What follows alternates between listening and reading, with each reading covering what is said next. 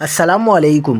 کراچی میں انتہائی افسوسناک واقعہ، شارع بھٹو پر اچانک کیا ہوا؟ تاجر سے مبینہ طور پر 25 لاکھ روپے لوٹ لیے گئے۔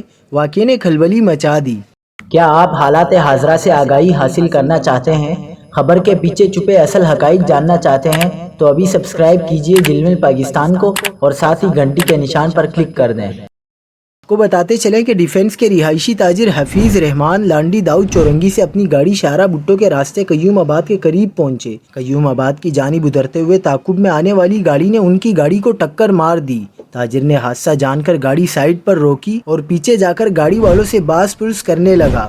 اسی دوران 4 موٹر سائیکلوں پر سوار ملزمان ون وے کے ذریعے جائے حادثہ پر پہنچے اور انہیں یرغمال بنا لیا۔ ملزمان تاجر پر تشدد کرتے ہوئے اسے واپس گاڑی میں لے گئے۔ ملزمان نے گاڑی کے پائیدان پر رکھ کے 25 لاکھ روپے کا تھیلا اٹھایا۔ مزاحمت کرنے پر اسلحے کے بٹ مار کر تاجر کو زخمی بھی کیا۔ ملزمان نے تشدد کرتے ہوئے تاجر کو گاڑی میں بٹھایا اور اسلحے کے زور پر روانہ کر دیا۔